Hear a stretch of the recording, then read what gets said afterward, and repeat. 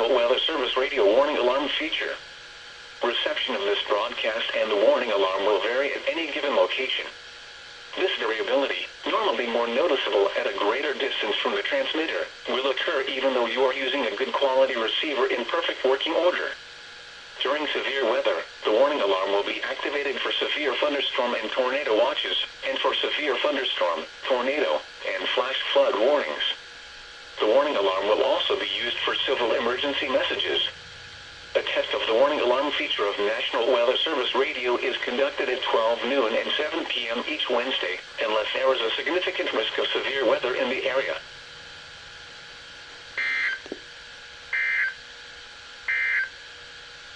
From the Norman Forecast Office.